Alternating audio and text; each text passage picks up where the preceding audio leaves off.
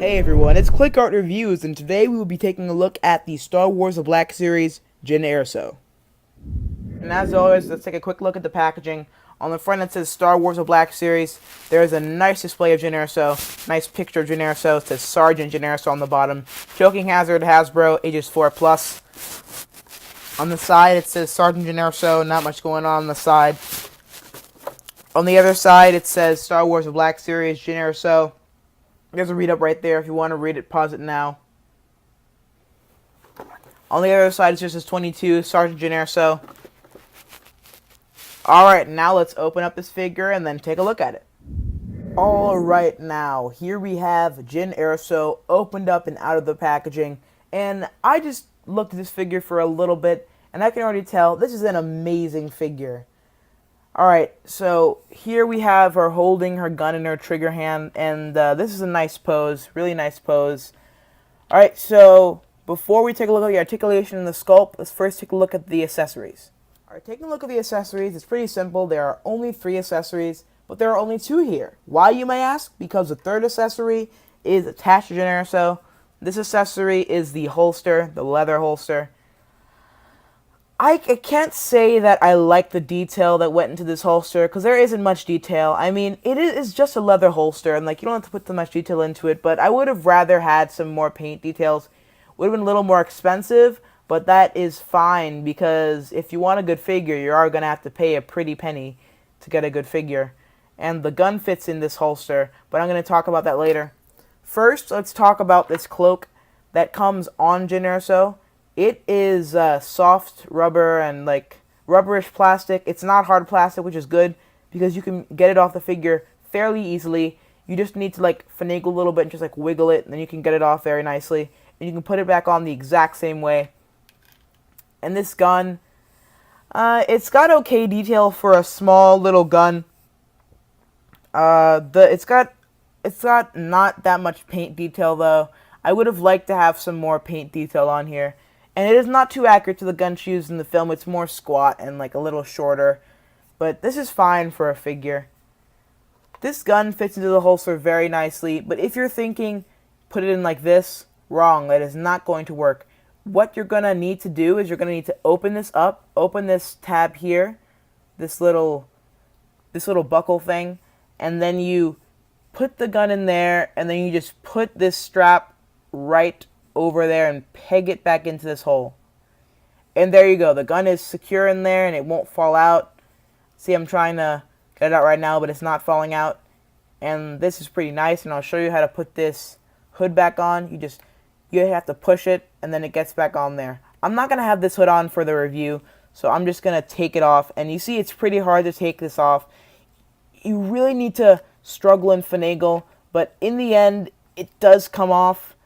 And then you have your unhooded Jyn Erso, because she didn't actually have a hood in the film at all. And now let's take a quick look at the articulation.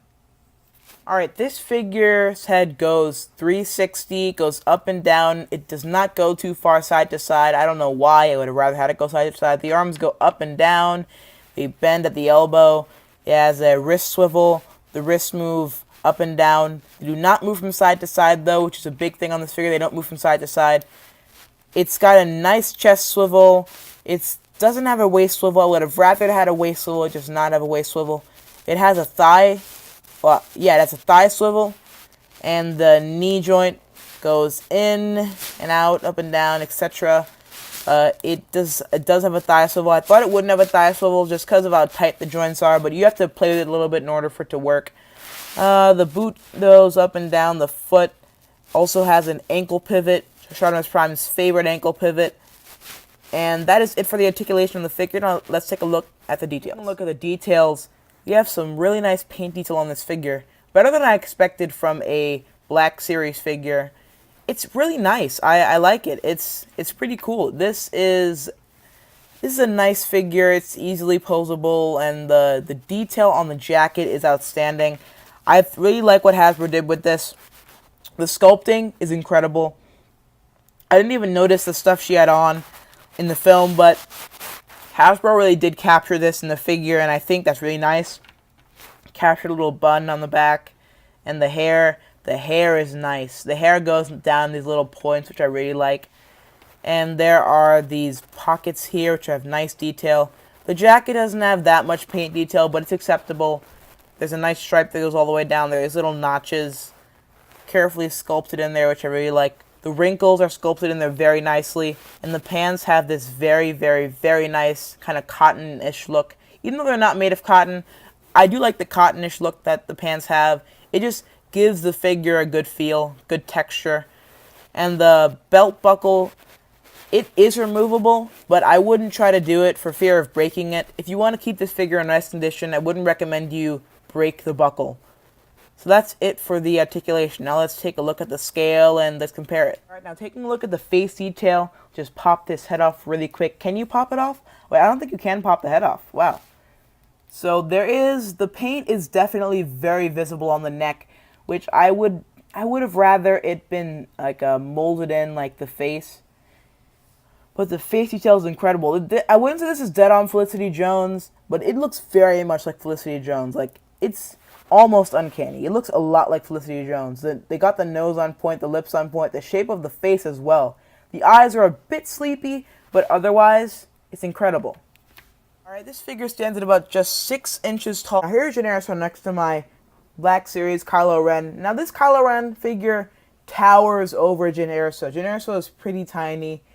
And, like, this is from the same size wave as the Kylo Ren figure, but the Kylo Ren figure is just way bigger. I don't know why it's so big, but it is just very, very, very big figure compared to Jyn Erso. Posability for this figure is pretty simple. It's good for getting into as many poses as you'd like.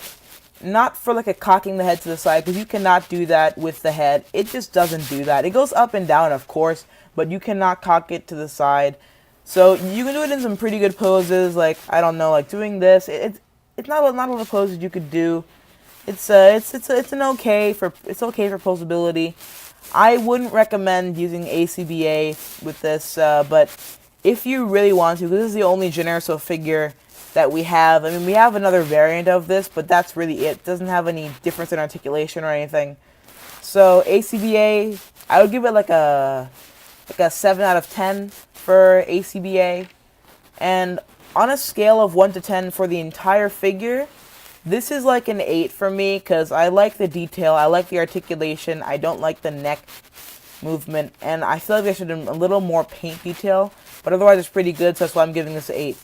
Alright, please remember to leave a like, comment, and subscribe to this video if you liked it, and make sure to tell your friends, you know, whatever.